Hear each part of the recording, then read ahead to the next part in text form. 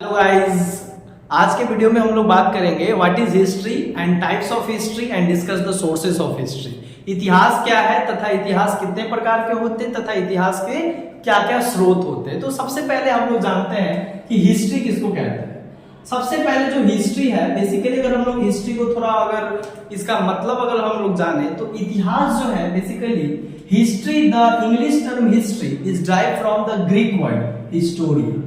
Basically जो history शब्द है वो हिस्टोरिया शब्द से, ग्रीक शब्द के हिस्टोरिया शब्द से आता है, राइट, जिसका मतलब क्या होता है इंक्वायरी। जिसका क्या मतलब होता है इंक्वायरी या नॉलेज। इंक्वायरी या नॉलेज एक्वायर्ड बाय इन्वेस्टिगेशन। इसका मतलब होता है कि वैधानिक ढंग से अतीत काल के घटनाओं के सच्चाई तक पहुंचने के विषय को हम लोग इतिहास कहते हैं। सबसे पहले इतिहास शब्द का जिस व्यक्ति ने प्रयोग किया था उस व्यक्ति का नाम है हेरोडोटस। ग्रीक का एक महान इतिहासकार था हेरोडोटस, जिसने सबसे पहले अपना बुक हिस्टोरिया में ही सबसे पहले उसने इतिहास शब्द का प्रयोग किया था और इतिहास के बारे में कहा कि इतिहास एक अलग विषय है जो अतीत काल के घटनाओं के सच्चाइयों के जानने का क्या है एक माध्यम है, जहां पे हम लोग क्या करते हैं अपने पूर्वजों के अतीत काल के सामाजिक, आर्थिक और हर एक तरीके से क्या करता है उनका हम लोग इतिहास के जानने को कोशिश करते हैं, उसी को हम लोग इतिहास कहते हैं। इसीलिए हेरोडोटस को इतिहास का पिता माना जाता है। इतिहास का पिता मानने के नाते बहुत सारे जो अलग अलग क्या है विचार है इतिहास किसे कहते हैं, इतिहास की परिभाषा पे। तो एक सिंपल हम क्या करते हैं इतिहास की परिभाषा देते हैं कि इतिहास, history is the scientific study of the past. इतिहास जो है बेसिकली क्या है कि एक वैज्ञानिक माध्यम है अतीत काल के घटनाओं के अध्ययन करने का तथा अतीत काल के घटनाओं के सत्यता को जानने के लिए वैज्ञानिक तरीके से जब हम लोग क्या करते हैं शोध करते हैं तथा वैज्ञानिक तरीके से जब हम अपने अतीत काल तथा पूर्वजों के इतिहास को हम लोग व्याख्या करने की कोशिश करते हैं तो उसको इतिहास कहते हैं। तथा अलग अलग इतिहासकार क्या किए अपने तरीके से अलग अलग विचार रखे हैं। जैसे ईएचकार एक बहुत मॉडर्न रियलिस्ट राजनीतिक वैज्ञानिक तथा इतिहासकार रहे हैं, जिनका बुक था व्हाट इज हिस्ट्री। जिनका क्या बुक था ईएचकार जो है ईएचकार, इनका बुक था व्हाट इज हिस्ट्री। ये अपने व्हाट इज हिस्ट्री बुक में क्या बताते हैं कि इतिहास क्या है तथा इतिहास की वो परिभाषा बताते हैं। इतिहास को कहते हैं कि शोध प्रक्रिया के द्वारा अतीत काल के घटनाओं के सच्चाइयों तक पहुंचने का एक विषय को हम लोग इतिहास कहते हैं। तथा अब हम लोग बात करेंगे कि इतिहास जो है इतिहास कितने तरीके के होते हैं। तो बेसिकली इतिहास जो है तीन तरीके का, एंशिएंट हिस्ट्री को तीन भागों में हम लोग क्या करते हैं उसको हम लोग बांटते हैं। पूरे प्राचीन इतिहास को हम लोग तीन भागों में बांटते हैं।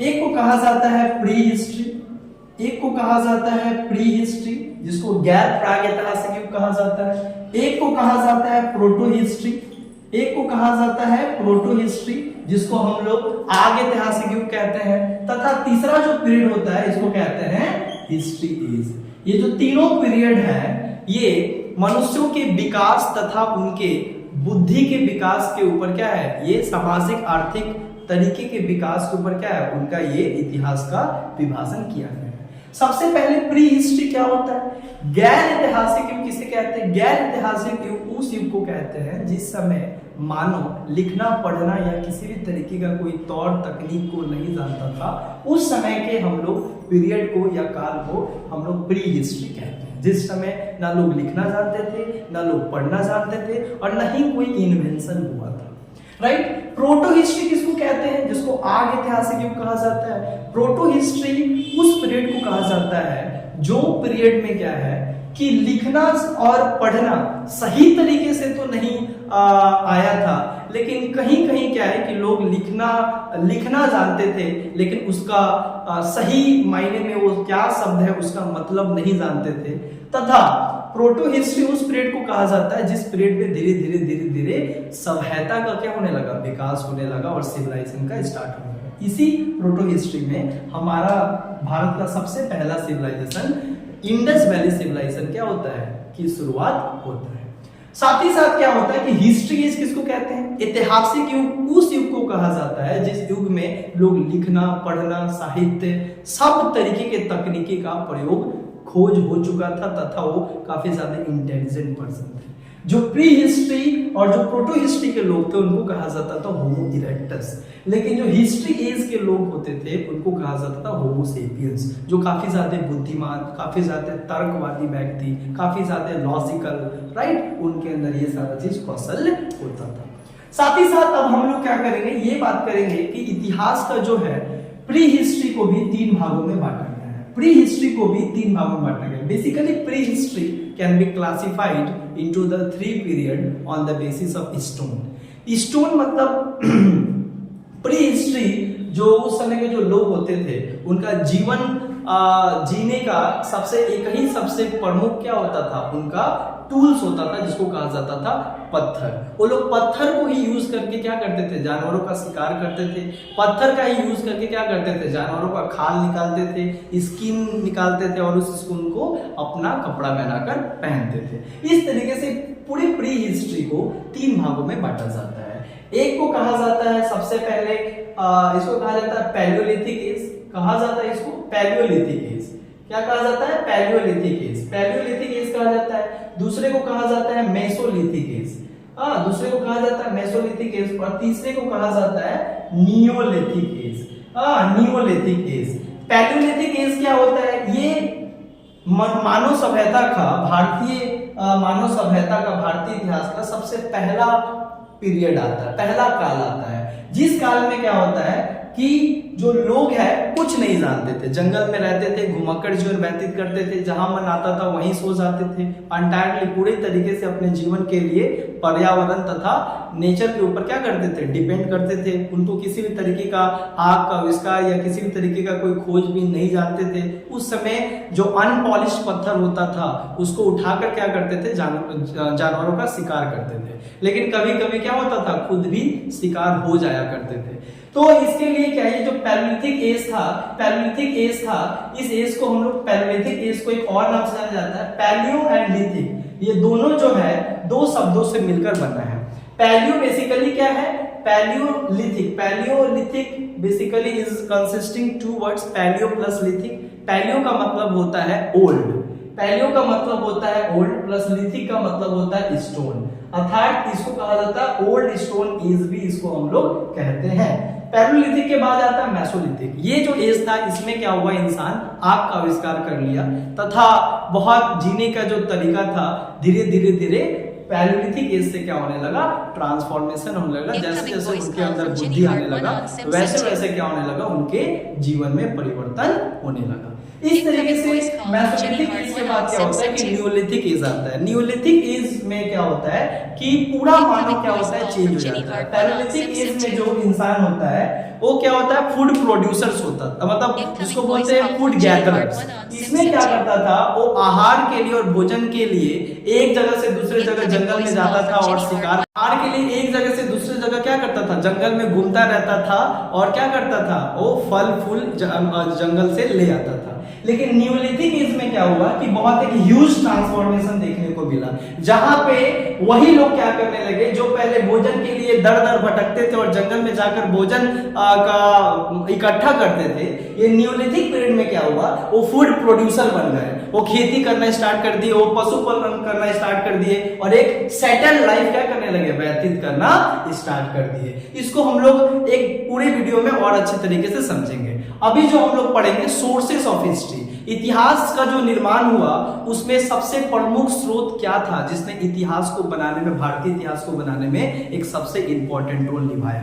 तो बेसिकली क्या होता है कि there are 2 types of sources who played a very important role in the constructing of Indian history. Bharat के इतिहास को बनाने में 2 सबसे प्रमुख स्रोतों का क्या है, सबसे बड़ा योगदान है भारत के इतिहास को निर्माण करने में, राइट। इसको हम लोग क्या कहते हैं, सोर्सेस ऑफ हिस्ट्री कहते हैं। तो इसको हम लोग 2 भागों में बांटते हैं। एक को कहा जाता है लिटरेरी सोर्सेस, एक को क्या कहा जाता है, लिटरेरी सोर्सेस, और एक को कहा जाता है नॉन लिटरेरी सोर्सेस। तो 2 ही जो सोर्सेस होता है भारत के इतिहास को बनाने में क्या करता है, सबसे इंपॉर्टेंट रोल निभाता है। लिटरेरी सोर्सेस को क्या कहते हैं, लिटरेरी सोर्सेस को कहा जाता है साहित्यिक स्रोत तथा नॉन लिटरेरी सोर्सेस को कहा जाता है गैर साहित्यिक सोर्स। अच्छा, लिटरेरी सोर्स क्या होता है, साहित्यिक स्रोत उस स्रोत को कहा जाता है जहां पे अतीत काल के घटनाओं तथा अतीत काल के इतिहास के बारे में किसी पुस्तक या किसी उस समय के बुक में जानकारी प्राप्त होती है, जो बुक क्या किया, भारत के इतिहास को बनाने में काफी इंपॉर्टेंट रूप निभाया। इसी को कहा जाता है साहित्यिक स्रोत। मतलब लिटरेरी सोर्स का मतलब होता है कि भारत के इतिहास को लिखने में उस समय के काल के जितने भी जो लिखित दस्तावेज प्राप्त हुए, उन सारे लिखित दस्तावेज को एक साइड हम लोग एक कहते हैं उसको लिटरेरी सोर्स, मतलब साहित्यिक स्रोत, जो भारत के इतिहास को बनाने में काफी महत्वपूर्ण भूमिका निभाया। साथ ही साथ नॉन लिटरेरी सोर्स का मतलब क्या होता है कि जो गैर साहित्यिक स्रोत होता है। क्या होता है? गैर साहित्यिक स्रोत होता है। गैर साहित्यिक, तो गैर साहित्यिक स्रोत किसको कहते हैं?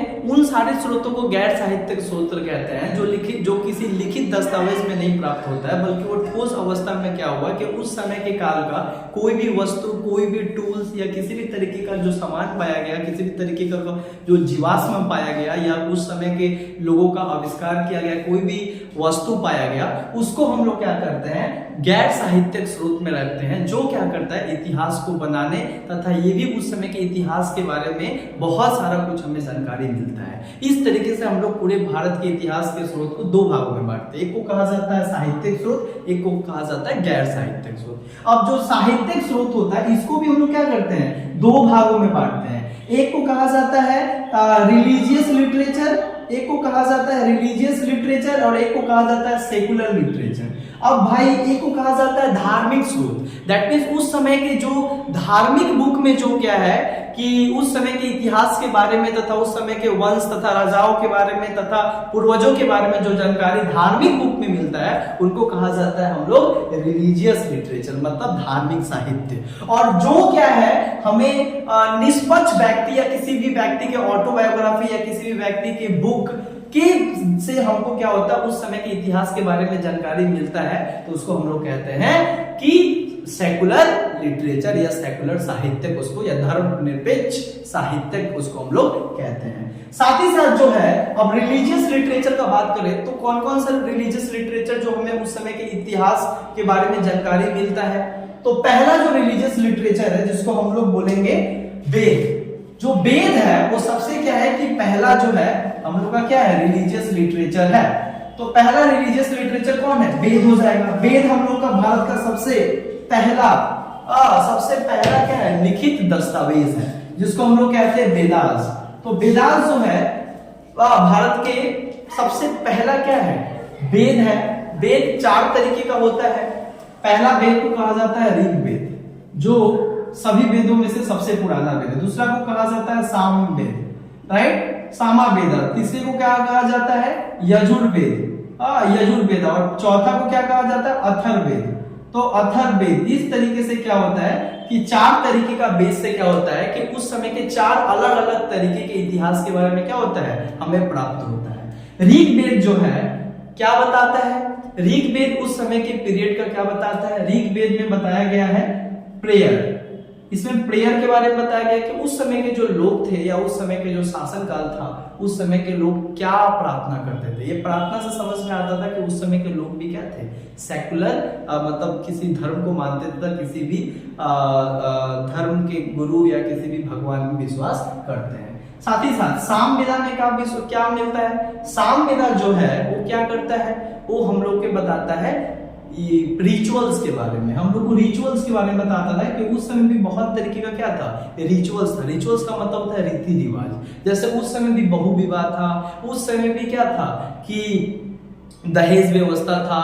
उस तरीके उस टाइम भी क्या किया गया था कि बहुत तरीके का क्या था? रिचुअल था हमारे समाज में, जो रिचुअल्स के बारे में बताता है। साथ ही साथ यजुर्वेद क्या करता है? यजुर्वेद क्या करता है? बहुत सारा क्या है प्रैक्टिस तथा बहुत सारे मतलब धार्मिक कर्म कांड के बारे में क्या करता है? बताता है। जैसे यज्ञ के बारे में, उस समय के लोग यज्ञ भी करते थे। साथ ही साथ अथर्ववेदा क्या करता है? ये मैजिशियन के बारे में बताता है।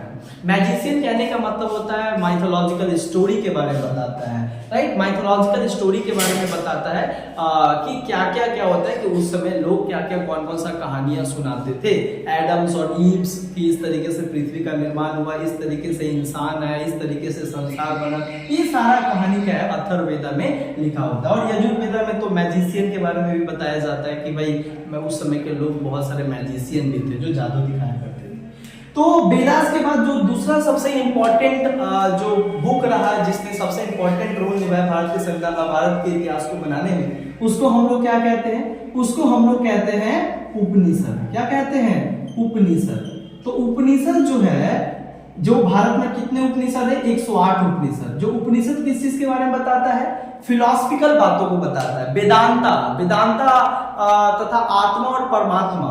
हाँ, आत्मा और परमात्मा जो है इसके बारे में क्या होता है कि उपनिषद में सारा चीज मेंशन किया गया। इसका मतलब होता है उस समय के जो लोग थे वो आत्मा और परमात्मा में भी क्या करते थे? डिस्कस करते थे और विश्वास करते थे। साथ ही साथ जो है तीसरा जो सबसे बड़ा सोर्स है उसको हम लोग कहते हैं एपिक। क्या कहते हैं? एपिक। एपिक का मतलब क्या होता है? महाकाव्य। उस समय भारत के दो सबसे बड़े महाकाव्य थे, जिससे क्या होता है कि भारत के उस समय के इतिहास के बारे में तथा उस समय के स्वरूप के बारे में हम लोग को पता चलता है। दो एपिक कौन कौन सा था? एक का नाम था रामायण और दूसरे का नाम था महाभारत। क्या नाम था? महाभारत। अभी जो रामायण है, रामायण में धर्म के बारे में बताया गया, धर्मा के बारे में बताया गया, राइट। और महाभारत में किसके बारे में बताया गया है? इसमें वॉर दिखाया गया है कि कुरु और पांडवों के बीच किस तरीके से युद्ध लड़ा गया और क्यों लड़ा गया और किस तरीके से उसमें षड्यंत्र किया जा रहा था। कर्ण अर्जुन ये सब सारा पांडव और कुरुओं के बीच जो युद्ध हुआ वो महाभारत में दिखाया गया। रामायण जो है, जो हम लोग का भारत का एक महाकाव्य है, जो किसके द्वारा लिखा गया? ये लिखा गया वाल्मीकि के द्वारा। और जो महाभारत है वो लिखा गया वेद व्यास के द्वारा, राइट। उसके बाद जो भारत के इतिहास को बनाने में सबसे इंपॉर्टेंट रोल निभाता है उसका नाम क्या है? चौथा जो सबसे इंपॉर्टेंट है, जो भारत के इतिहास को बनाने में काफी महत्वपूर्ण भूमिका निभाया, वो है बुद्धिस्ट टेक्स्ट। कौन सा text? Buddhist text. Buddhist text कहने का मतलब होता है बौद्ध धर्म का बौद्ध धर्म के बहुत सारे बुक, जो क्या करते हैं उस समय के भारत के इतिहास के बारे में, 6वीं शताब्दी के इतिहास के बारे में तथा उसके स्वरूप के बारे में शासन काल का जानकारी हमको देते हैं। ये बुद्धिस्ट टेक्स्ट में क्या है? सबसे इंपॉर्टेंट क्या है? इसमें सबसे इंपॉर्टेंट था त्रिपिटक। क्या नाम था? त्रिपिटक। जो त्रिपिटक था इसमें 3 ठो पिटक था। त्रिपिटक का मतलब क्या होता है? 3 पिटक मतलब 3 बास्केट। 3 तरीके का इसमें क्या था? बास्केट था। एक का नाम था जिसको सूत पिटक कहा जाता है, अभिधम पिटक कहा जाता है और विनय पिटक कहा जाता है। 3 तरीके का पिटक से हमको 3 तरीके के उस समय के भारत के इतिहास के बारे में जानकारी मिलता है। धार्मिक जीवन, राजनीतिक जीवन तथा सांस्कृतिक जीवन के बारे में भी पता चलता है तथा उस समय के जो राजा, जो वंश थे, लिच्छवी वंश तरफ से साथ साथ स्तंभ लेख भी मिले, जो उस समय के इतिहास तथा अतीत के बारे में, उस समय के सम्राट और शासन व्यवस्था के बारे में हमको जानकारी देते हैं। दूसरा जो सबसे इंपॉर्टेंट रोल था कॉइन्स। उस समय के बहुत सारा सिक्का, उस समय के जो राजा महाराजा थे, उस समय के जो भी शासक थे, वो क्या करते थे? अपने साम्राज्य में बहुत तरीके का सिक्का का क्या करते थे? सिक्का प्रचलित करते थे, सिक्का लाते थे ताकि क्या हो सके? व्यापार हो सके। तो उस समय के सिक्का में बहुत तरीके से जो राजा महाराजा होते थे, जो सिक्का निकलवाते थे, उसके एक साइड क्या होता था? राजा का पसंदीदा क्या होता था कि जो वो राजा पसंदीदा, वो जो चाहता था, जो उसको अच्छा लगता था, जो उसको करना अच्छा लगता था, उसको क्या करता था? सिक्का का पिछले वाला भाग में उसका वो ड्राइंग बनाता था। इससे ये समझ में आता था कि उस समय का जो शासक था, वो उस समय का शासक ये खुदवाया, इसका मतलब होता है कि ये उसको काफी पसंद था तथा उस समय के इससे तकनीकी तथा उस समय के स्किल के बारे में हमको जानकारी प्राप्त होती है। जैसे समुद्रगुप्त जब कॉइन्स निकाला था तो अपने कॉइन्स के पीछे क्या किया था कि एक बीना बजाते हुए वो अपना एक फोटो खुदवाया था। तो इससे समझ में आता है कि समुद्रगुप्त जो था कला का काफी शौकीन था तथा वो इसका काफी शौकीन था, इसलिए वो खुदवाया था। इसका मतलब होता है कि उस समय जो था कला का काफी ज्यादा विकास हुआ था, इसीलिए गुप्ता पीरियड को गोल्डन पीरियड के नाम से जाना जाता है, क्योंकि उसमें सबसे ज्यादा साहित्य का क्या होता है? विकास और पेंटिंग, आर्ट क्राफ्ट का विकास होता है। साथ ही साथ कोइंस के बाद जो तीसरा सबसे इंपॉर्टेंट आता है उसको हम लोग बोलते हैं आर्कोलॉजी। Archaeological site. इसका मतलब होता है बहुत तरीके का क्या मिला? आर्कोलॉजिकल साइट मिला। बहुत तरीके का क्या मिला? हम लोग को फॉसिल्स मिला, जो क्या है कि साइंटिफिक पद्धति से उसका ट्रेस करके ये पता लगा सकते हैं कि ये किस टाइम का है, राइट। और इससे हम लोग को पता चलता है कि उस समय भी हमारे इंसान रहते थे और वो ये सारा चीज करते थे, मतलब उनके हड्डी, उनके फॉसिल का साइंटिफिक तरीके से इस्तेमाल, साइंटिफिक टूल्स का इस्तेमाल करके उस समय के इतिहास के बारे में जानकारी तथा उस समय के इतिहास के समय सूची के बारे में हम लोग जान सकते हैं, जो इतिहास को बनाने में काफी इंपॉर्टेंट रोल निभाया।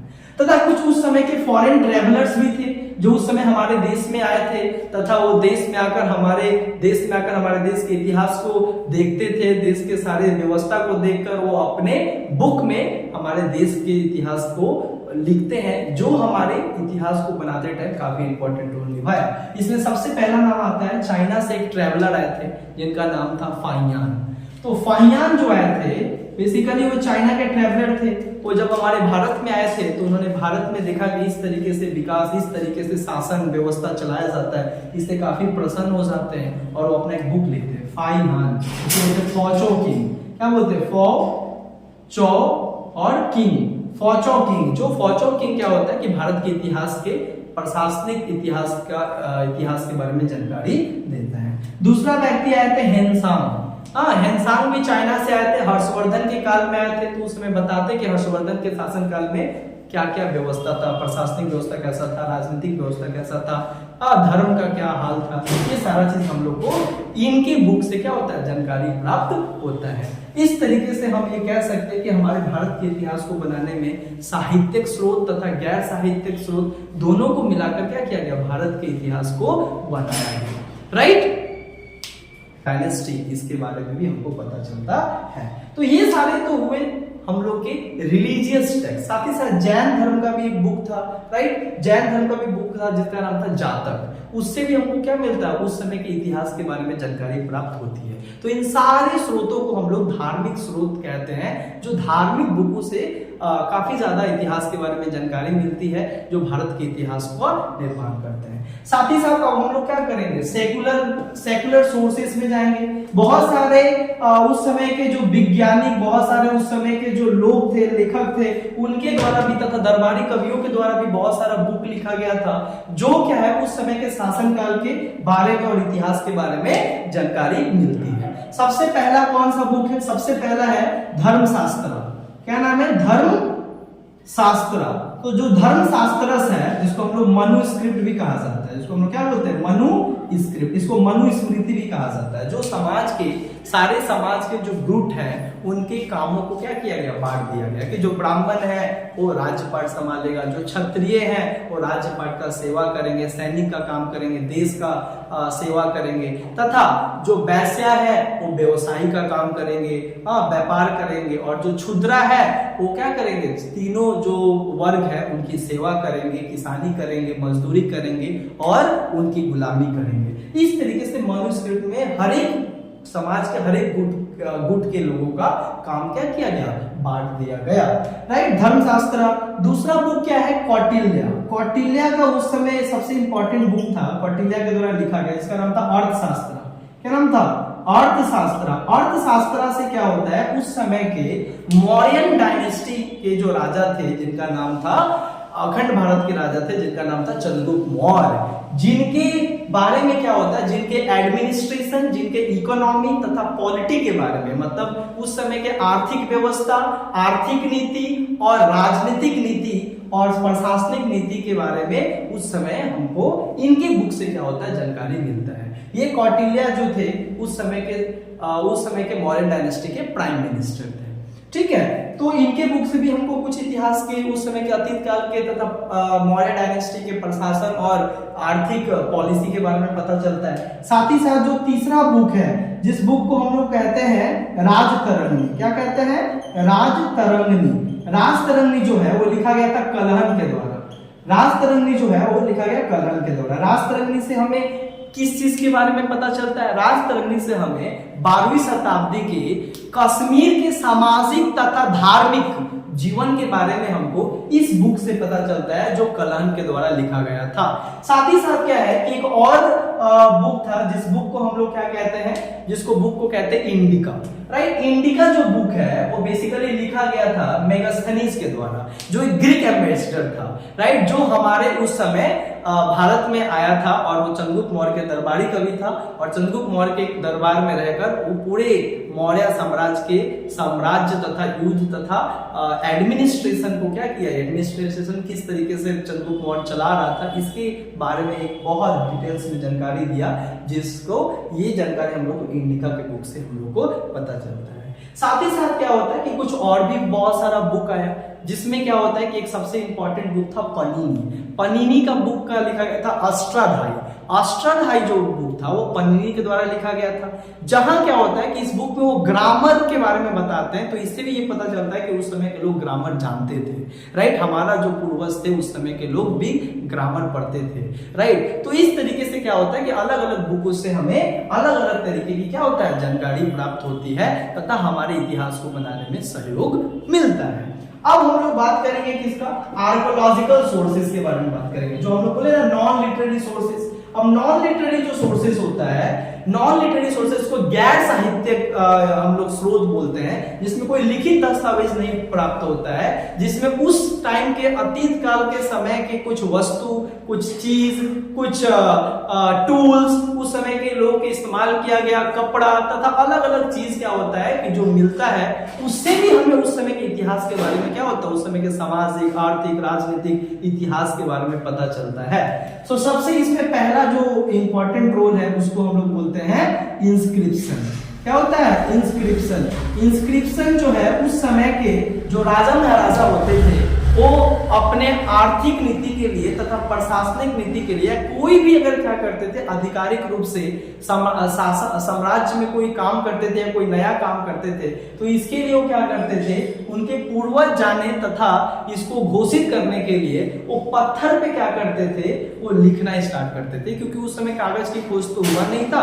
तो उस समय क्या करते थे, वो पत्थर पे या गुफा पे लिख देते थे, तो उसको कहा जाता था केव एडिक्स। इसका मतलब होता है पिलर पे लिख देते थे तो उसको कहा जाता था पिलर एडिक्स, राइट। या किसी पत्थर पे लिख देते थे तो उसको कहा जाता था इंस्क्रिप्शन। इंस्क्रिप्शन मतलब शिलालेख। शिलालेख मतलब जहां पे क्या होता है कि उस समय के राजा महाराजा कोई भी अपना जो काम करते थे या युद्ध जीतते थे तो उसको एक पत्थर पे क्या करते थे, लिखवा देते थे। इसको ही कहा जाता है शिलालेख। जो उस समय क्या हुआ, उस समय के अतीत काल के बहुत सारे इंस्क्रिप्शन मिला, जैसे पांचवी शिलालेख।